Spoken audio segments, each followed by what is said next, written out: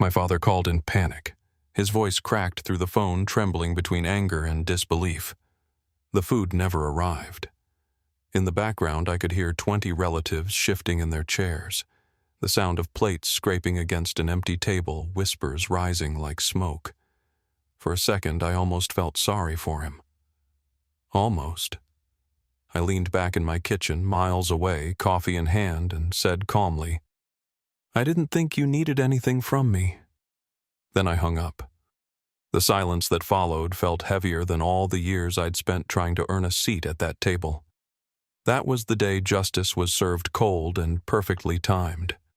Before I share my story, I want to know you are here with me. Just say listening in the comments or tell me where you are. I love hearing how far my story reach. Sometimes even the smallest connection can make a story feel heard. Thank you. And now here's my story. If this kind of story speaks to you, don't forget to subscribe. My name is Ethan Cole, and this is what happened when a family finally tasted their own silence. Weeks before the phone call that would split Thanksgiving like a wishbone, my life in Seattle moved with the kind of precision my family worshipped on paper and ignored in practice. Morning runs along the Puget Sound, a desk that faced gray water, and slow barges, client briefs stacked in neat rows, my name on every deliverable, because I'm the kind of person who signs the bill and stays to turn off the lights. After a Thursday review, a coworker leaned on my cubicle wall and asked if I was heading back home for the holiday. "Yeah," I said, zipping my laptop into its case, back where everyone knows their lines. The joke didn't land because it wasn't a joke. My phone lit up before the elevator doors closed. "Dad, Robert Cole." "Hey, son," he said in that practiced, gentle tone reserved for neighbors and telemarketers. "Go ahead and send your part for the dinner. Your mother already placed everything." I watched my reflection blur in the elevator's stainless steel. "Sure," I said. We hung up. Outside, the November air steamed the office windows. I thought not for the first time I keep paying for a seat that was never really mine. I drove across the river to Cooper's Butcher Shop, the small brick place with a bell on the door and paper-wrapped cuts stacked like secrets behind glass. Ethan, Mr. Cooper said, smiling the way people smile at reliable customers. "Your mom's sharp as always. Same as last year. Her favorite," I said. We settled on a 22-gallon brined heritage turkey, rosemary, and citrus delivery set for Wednesday at 11:00 a.m. to the Tacoma House on Willow Creek Drive. He typed my name on the invoice, added my cell, as the contact slid the carbon copy toward me with a pen, my card, my signature, my timing. At Ruth's Bakery, 3 blocks down, it was 2 pecan pies and a pumpkin with whipped cream on the side delivery at 1:30 p.m. "Your mother's punctual," Ruth said, tapping the order right on the dot. Every year I smiled because nodding felt like surrender. The confirmation emails hit my phone before I reached the car. Cooper's code C207, Ruth's code HB941, both tied to my name, both promising to arrive like clockwork at a house that looked better in photos than in person. On the drive home, I scrolled through our Cole family group chat, a place where announcements go to be applauded and apologies go to die. Aunt Carol wrote "Full House this year." I typed, "Looking forward to it," then watched my blue bubble sit there like a kid outside a locked door. No replies. Not a thumbs up. Not a heart. Not even the pity scene. I screenshotted the silence, not to weaponize it later, but because something in me needed proof. This wasn't all in my head. In the kitchen, I set the confirmations beside my keys and stared at the delivery slots. 11:00 a.m. For the bird, 1:30 p.m. For the pies, like coordinates on a map of a family I kept trying to navigate without a compass. Memory rose with the smell of my own dinner, simple pasta, garlic, and olive oil, the kind of meal you cook for yourself when no one asks what you want.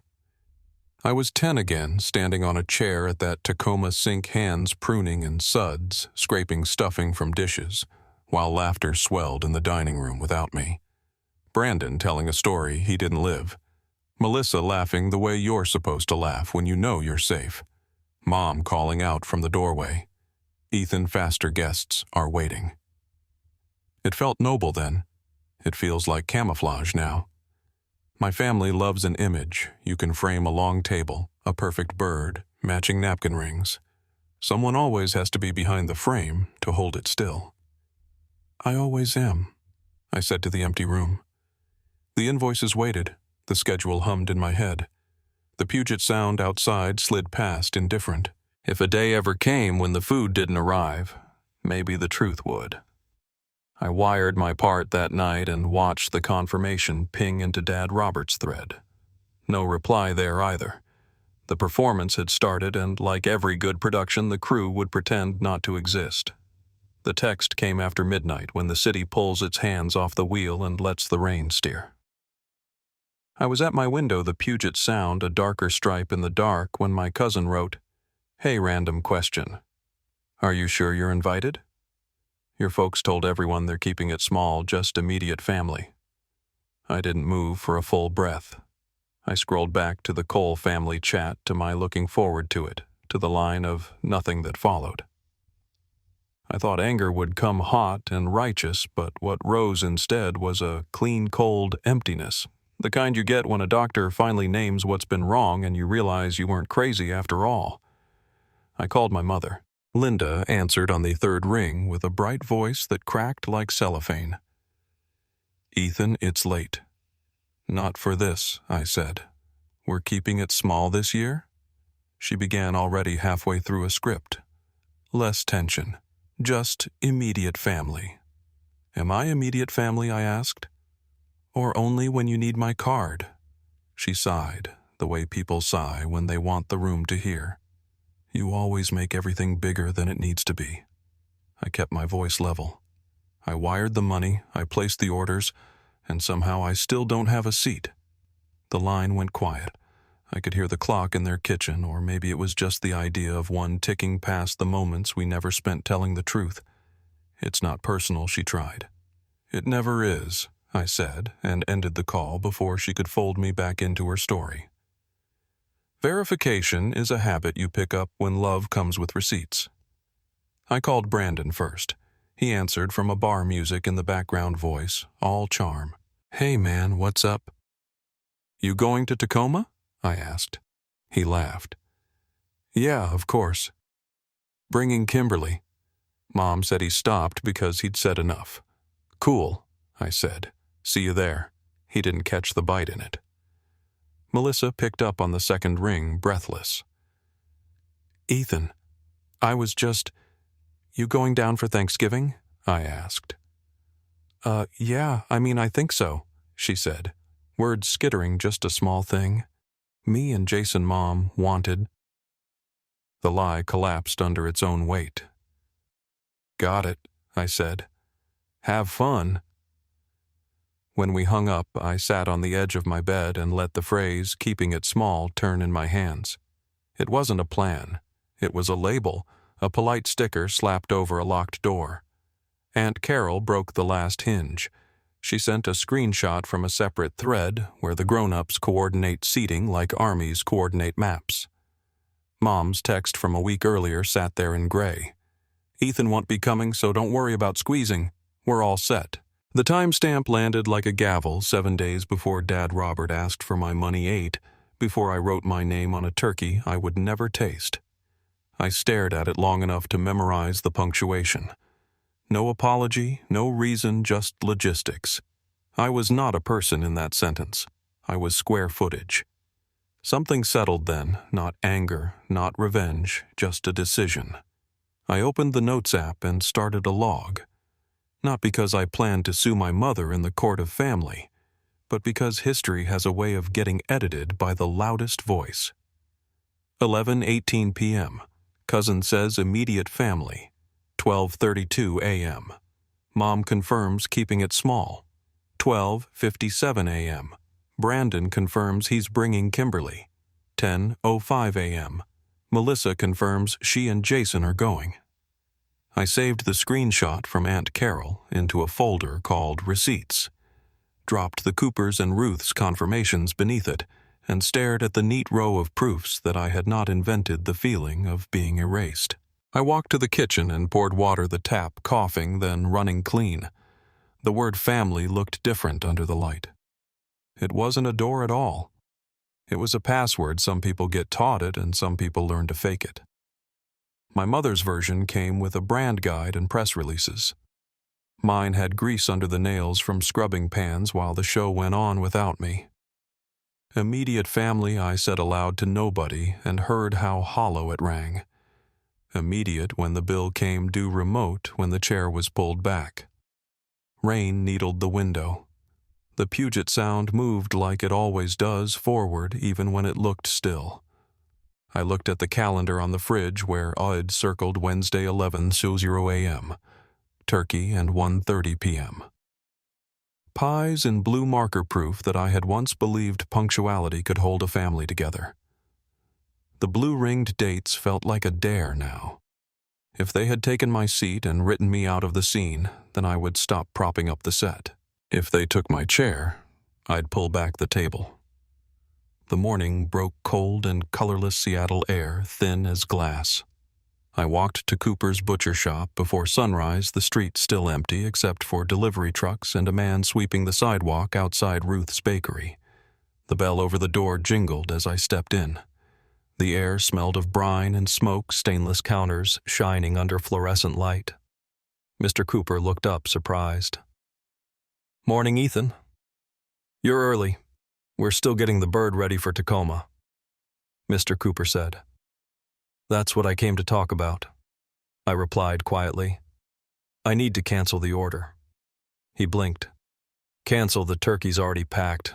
Your mother likes her schedule precise." I met his eyes steadily. "I'm the one who paid. That means I'm the one who cancels." He hesitated, then nodded slowly, typing my name into the terminal. "Refund will post in a day or two. You sure?" "Completely," I said. When the printer spat out the cancellation slip, I folded it into my pocket like a passport out of something I'd never chosen to belong to. Outside, the air bit colder. Across the street, Ruth's bakery had just opened, the scent of sugar floating out. I went in, the bell soft above the door. Ruth herself was behind the counter, rosy-faced flower on her sleeve. "Morning, Ethan. Your pies are almost done. Your mom called to check the delivery time." I shook my head. "No delivery. I need to cancel." Her hands froze on the box she was tying. "Oh, honey, you can't cancel a holiday order this close. Everything's ready." I unlocked my phone, pulled up the receipt, my name and card number bright on the screen. "I'm the client," I said. "Please issue a refund." The bakery went quiet except for the hum of the refrigerator. Finally, she sighed. "All right, give me a minute." She typed slowly, the register clicking like a reluctant confession. The confirmation email landed in my inbox a moment later. "Well, credit it back," she said, voice low. I nodded, then added, "Also remove my name from next year's standing list. No automatic orders. I'll reach out if I need to." She gave me a long look, half pity, half curiosity, but didn't ask why. "Happy Thanksgiving anyway," she said softly. "You too," I answered, though the words meant nothing. I walked along the Puget Sound until the noise of the city softened into wind. The water looked metallic, a long scar through the gray. I sat on a bench, phone in hand, scrolling through my expenses from the last 5 years. Groceries, deposits, receipts from the same butcher and bakery, the same florist, the same liquor store. Every total was mine, but every thank you had gone somewhere else. Reliable, my mother always called me. That word used to feel like a compliment. Now it sounded like a leash. I thought about the phone call that would come when they realized. I didn't plan to argue, didn't plan to defend myself. Silence would be the only answer worth giving. I opened my settings and switched on automatic call recording. Whatever came next, I wanted the truth to have a voice that wasn't hers. By the time the sun dropped behind the warehouses, the decision had hardened into calm. I didn't feel vengeful. I just felt done. My phone buzzed Aunt Carol. Her voice was a whisper even through the static. "Ethan, listen.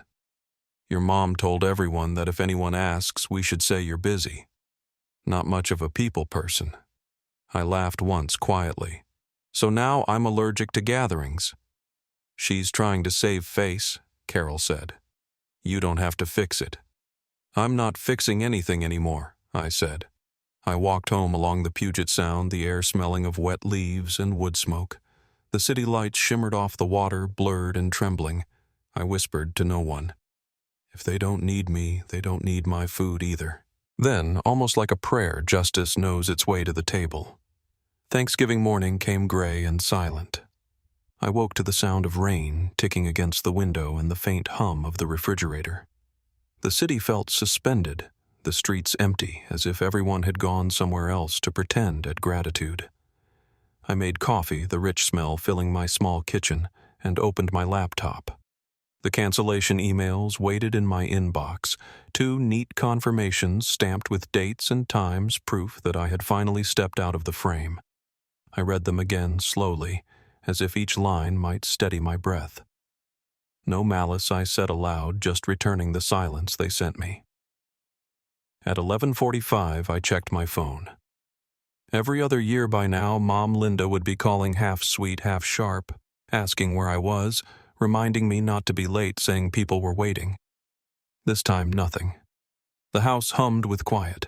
Outside, the Puget Sound was pale and slow, a mirror that refused to show anything clearly. I poured a second cup of coffee, set it beside me, and waited without knowing for what. At 12:17, the phone rang. Dad Robert's name on the screen. I let it buzz 4 times, then answered. His voice cracked through the receiver. The food never came. The turkey, the pies, nothing. Everyone's sitting here waiting. What happened? Behind him came the chaos chairs, scraping dishes, clinking Mom Linda's high-pitched voice rising over the murmurs. Someone in the background asked, "Wasn't Ethan supposed to handle that?" I leaned back against the counter, the steam from my mug fogging my glasses. "Oh," I said slowly. "I thought you didn't need anything from me."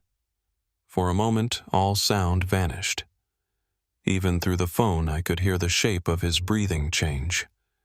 Then a soft click, the call ended. I stayed still for a long time. The clock on the stove flipped to 12:23. Rain hit the glass harder now, steady as applause for a show no one wanted to admit they'd watched.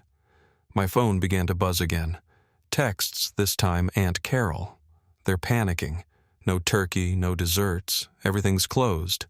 Another from a cousin. Your mom's crying. She said you forgot. I scrolled slowly, each message proof that truth was doing its work. I didn't forget, I said into the quiet. I remembered everything. The next call came from Dad Robert again, his tone brittle. "Your mother's in tears, Ethan." "What are you trying to prove?" I looked out the window at the Puget Sound swelling against its banks, the reflection of gray clouds breaking apart. "Nothing," I said. "Just letting the math balance." He started to speak, stopped, sighed heavily. "She says you've always had issues. You know how she gets when she's embarrassed." I said nothing. The silence stretched dense as fog.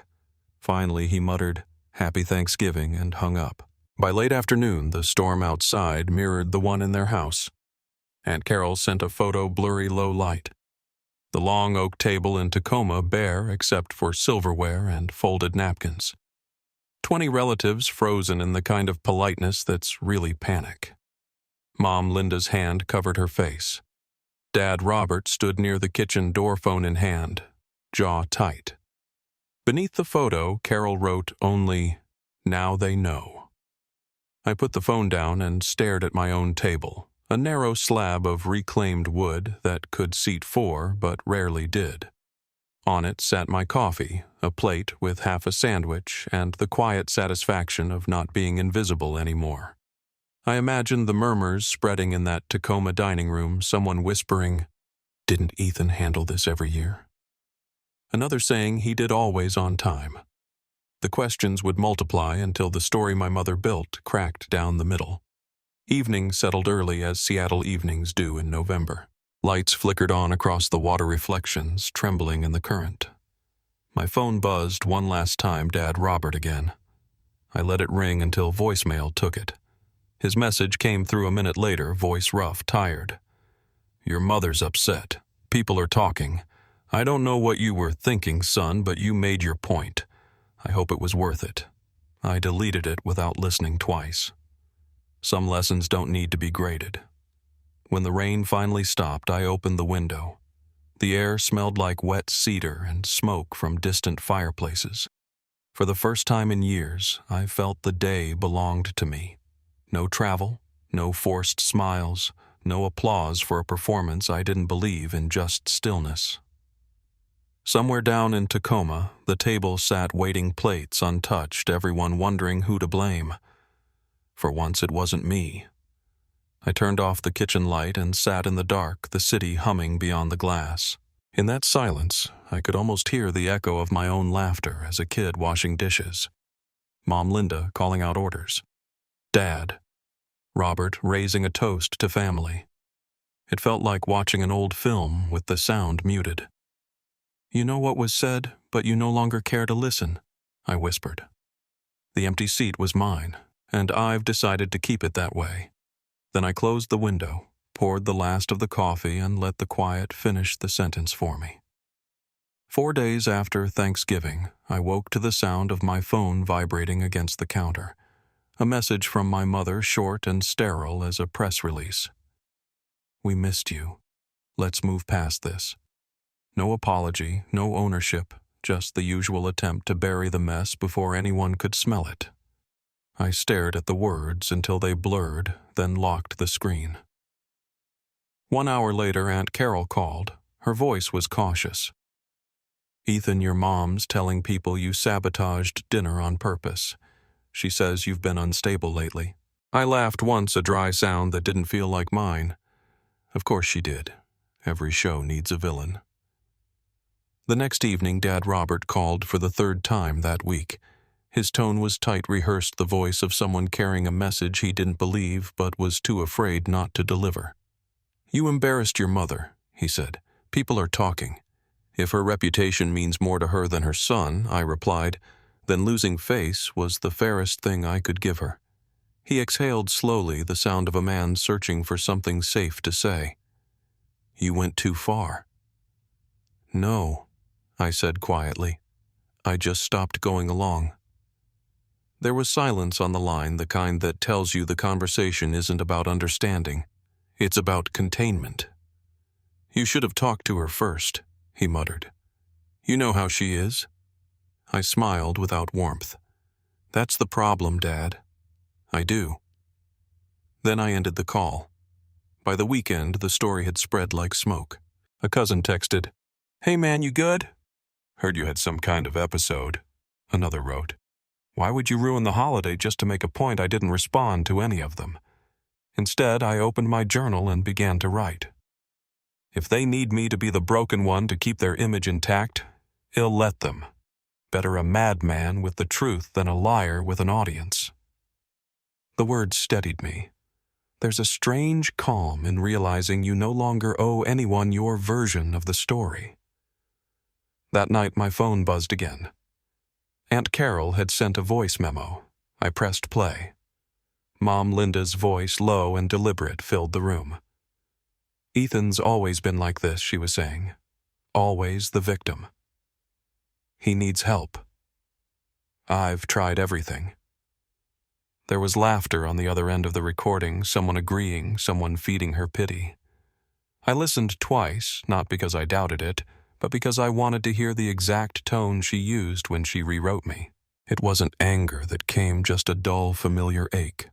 The same sound I remembered from when I was 15, grounded for disrespect after telling her I didn't want to host another dinner for people who never looked me in the eye.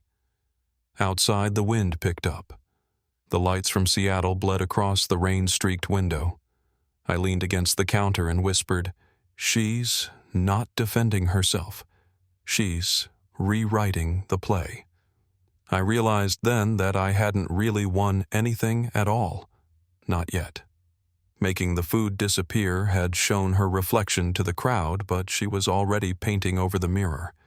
And this time I would have to show up in person, not as an idea or a rumor, but as myself. When I checked my phone again, Aunt Carol's name appeared once more. "She's cutting me out," the text read.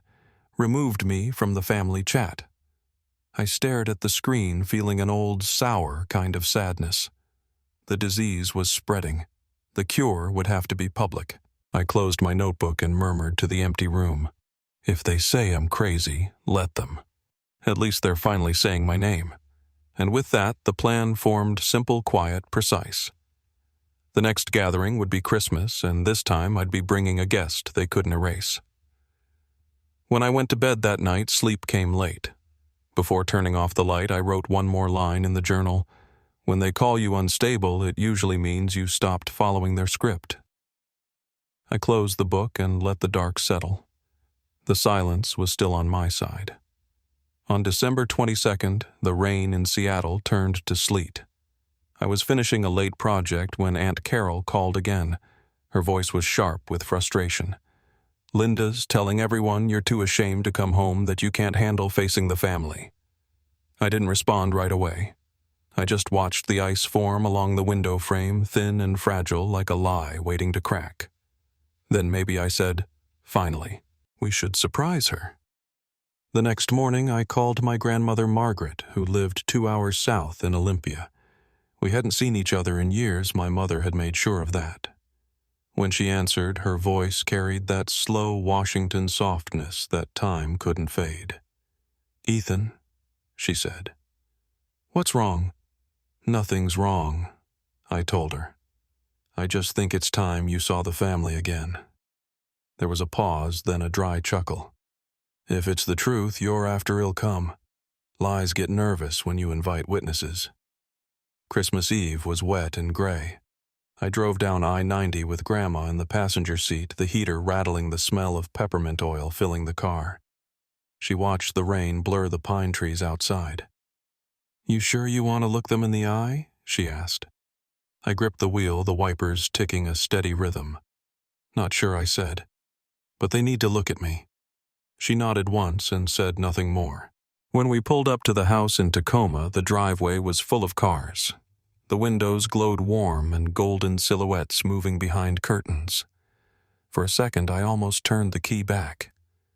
Then I remembered the silence on Thanksgiving, the empty table, Dad Robert's, panic Mom Linda's denial. I stepped out. Grandma Margaret followed her cane, tapping the driveway. The door opened before I knocked. The hum of conversation died instantly. Dad Robert froze mid-sip, the glass trembling in his hand. Mom Linda's smile stiffened into something brittle. "Merry Christmas," I said easily. Then I stepped aside. "I brought someone who's been waiting a long time to see you." Grandma Margaret stepped forward, her eyes sharp beneath her gray curls. Mom Linda's face drained of color. "Mother, what are you?" "Relax, dear." "Grandma," Margaret said, voice clear and calm. "I just came to see what you've built in my absence." The room went still. I could hear the fire crackle, the tick of the clock above the mantel. People shifted in their chairs. My siblings looked down, unsure whether to smile or hide. My mother gestured stiffly. "Well, come in then." Dinner was set: ham, stuffing, sweet potatoes, all arranged perfectly, as if precision could make it peaceful. I sat across from her, Grandma Margaret beside me. For a few minutes everyone pretended. Then Grandma leaned forward, squinting at the dish in front of her. "Did you buy this stuffing from a store, Linda?" My mother's fork froze halfway to her mouth. "No," she said, forcing a laugh. "I made it myself." Grandma Margaret smiled thinly. "Just like you made this family." The words landed like silverware dropped on tile. No one moved. I looked down at my plate to hide the flicker of satisfaction that almost felt cruel. The silence stretched until someone coughed, trying to restart the show. When the meal ended, I stood to leave. "Dad." Robert followed me to the hall, his hand heavy on my shoulder. "You embarrassed your mother again," he said quietly. "You didn't have to bring her." I turned to him. "I didn't embarrass her. I brought back the part of the family she pretended never existed." He let his hand fall away. "You don't understand what it's like living with I understand perfectly," I cut in. "You just learn to survive by pretending." His mouth opened, then closed again. Behind him, I could see Mom Linda standing rigid, whispering to guests. Her smile stretched too thin. Outside, the rain had stopped, leaving the night sharp and clear. Grandma Margaret took my arm as we walked to the car. "You did well," she said. "You don't need to shout to win." They lost the moment they ran out of words. I nodded, watching my breath fog in the cold. On the drive back to Olympia, she told me something I hadn't known. "Your mother never invited me to your wedding," she said softly. "Said I'd embarrass her. Said people would think we came from farmers, not from money." I gripped the steering wheel tighter, feeling the old ache pulse again. "She erased you," I said. "She erased anything that made her feel small." Grandma Margaret smiled faintly. "That's why people like her can't stand truth, Ethan. It makes them human." When I got home to Seattle, the rain started again.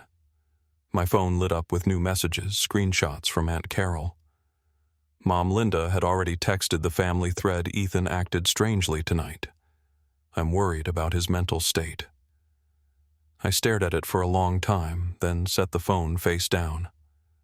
Outside, the Puget Sound glowed faintly in the streetlights, moving on as rivers always do. That night before sleep, I stood by the window and caught my reflection in the glass. The city lights behind me fractured it into pieces, my face scattered like a broken mirror. Somewhere beneath those shards was her face, too proud, too frightened, and too tired of being wrong. "I don't know what justice really is," I whispered. But tonight I saw my mother clearly for the first time, not in the holiday lights, but in the cracked mirror on her table. Then I turned off the lamp and let the darkness keep the rest. A week after Christmas, my phone rang just after sunset. Mom Linda's voice was as calm and clipped as a business email. "Sunday at 6, she said. "We're having dinner. We need to talk." I almost laughed. After everything, she still called it dinner. Aunt Carol told me go. "If you don't, they'll close the story without you." So I went, not to make peace, but to end the performance. The house in Tacoma looked smaller than I remembered. Gray sky pressing down wet air clinging to the porch steps. I stood outside for a long moment, listening to the dull hum of traffic in the distance before opening the door. The smell hit me, first lemon cleaner perfume whiskey. Dad Robert's cologne mixed with the same air freshener Mom Linda had used for decades. Every scent carried a memory that had been scrubbed too clean. In the dining room, she sat at the head of the table, posture stiff as porcelain. Dad Robert leaned by the fireplace, one hand around a glass. Brandon and Melissa were there too, both pretending to read something on their phones. "I'm here," I said. The sound of my voice felt like it didn't belong in that house anymore. Mom Linda looked up, expression hard. "Do you have any idea what you've done? You embarrassed this family. You embarrassed me." I stayed standing. "No, Mom. You embarrassed yourself. I just stopped hiding it." She laughed once, short, sharp. "You canceled the orders just to hurt me." I pulled out my phone and set it on the table, 2 emails, both with my name on the invoices and timestamps confirming the refunds. I tapped play on an audio file, her voice clear as glass. "We're keeping it small this year, just immediate family." I stopped it halfway. "That's all I did," I said.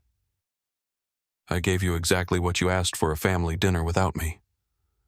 The room went silent except for the faint hum of the refrigerator down the hall. "Dad." Robert shifted eyes on his shoes. "Linda," he said softly. Maybe he's right. She turned to him, anger snapping like static. Don't you start. I was trying to keep the peace. I looked straight at her. Peace or appearance? Something cracked in her face for just a second. Then she shouted, Because I was embarrassed, all right. I couldn't stand everyone thinking I was a bad mother. The confession hit the room like thunder. Brandon pushed his chair back. Mom, stop. I was there. You told everyone he wasn't coming. You said not to worry about space. Melissa's eyes lifted from her phone. I heard that too. I just didn't say anything. Dad. Robert rubbed his temples. I'm tired, Linda. He said, his voice smaller than Id ever heard it. I looked around the table. The same table Id polished every Thanksgiving. The same table I wasn't welcome at this year. You're afraid of being wrong, I said. And every time you lie about it, you drag us down with you. She shook her head, trembling. You think you're better than me? No, I said quietly. I just stopped pretending. I pushed the chair in, untouched. I don't need your apology, I said. I just need you to know I'm done. I walked to the doorway. Come back here, she called. What are you doing? I turned halfway, leaving a table I was no longer hungry for. Then I stepped outside. The air was cold enough to sting, and for the first time in years I didn't feel guilty. Behind the closed door I could still hear their voices. Confusion, anger, the sound of a story collapsing. I thought justice doesn't need an audience. It just needs witnesses. January came with gray skies and clean light. I spent a Saturday sorting through boxes in my apartment, old Christmas cards, receipts from years of dinners. I'd paid for photos of a smiling family that no longer existed. I slid them all into a large envelope and wrote my parents' address on the front. Inside, I added a note. No balance due. I dropped it into the mailbox and felt something lift off my chest. A few days later, a letter arrived from Grandma Margaret. Her handwriting wobbled but still carried authority. Justice isn't always loud, she wrote. Sometimes it's a meal without a lie. You did what my generation couldn't. You said enough. I folded the letter and set it next to my coffee. For the first time, I believed her. Brandon texted that afternoon. We met at Harborview Caf, the kind of small-town place with steamed-up windows and over-brewed coffee. He looked nervous, hat still in his hands. I'm sorry, he said. I was scared of her like you said. But when you showed up with Grandma, I realized she's just scared too of being wrong, of losing control. I nodded. I was scared too. I just stopped letting fear make my choices. We sat quietly watching the snow drift against the glass. It wasn't forgiveness. Not yet. But it was a start. That evening, Dad Robert called. Your mother's at your aunt's, he said, voice low. The house feels different. Quieter. He hesitated. Are you okay? I looked around my apartment, the single plate drying in the rack, the plant catching light on the windowsill. I am, I said. Better than I've been in a long time. He took a breath. I keep wondering why we wait for silence to listen. Maybe it's the only time we can, I said. He didn't argue. Before he hung up, he said softly, Take care, son. It was the first time I'd heard the word sound like he meant it. That night I cooked a simple dinner, roasted chicken potatoes, 1 glass of red wine. I set a single plate and sat down at a table that no longer felt empty. Outside the rain began again, tapping steady on the window like an old rhythm, finally slowing to peace. I thought about that first call months ago, Dad Robert's panic, the chaos, the empty tables surrounded by whispers. Back then, the emptiness had felt like revenge. Now I saw it for what it was, the beginning. Some tables aren't meant to be filled. Some silences are meant to last. When I finished eating, I rinsed the dish and turned off the light. The room went still. The city hummed outside, soft and distant. I whispered to the dark. The year my father called because the food never came, I learned the truth. The empty chair was never my loss, it was my freedom. And with that, I finally understood justice isn't about making others starve. It's about finally feeding yourself in peace.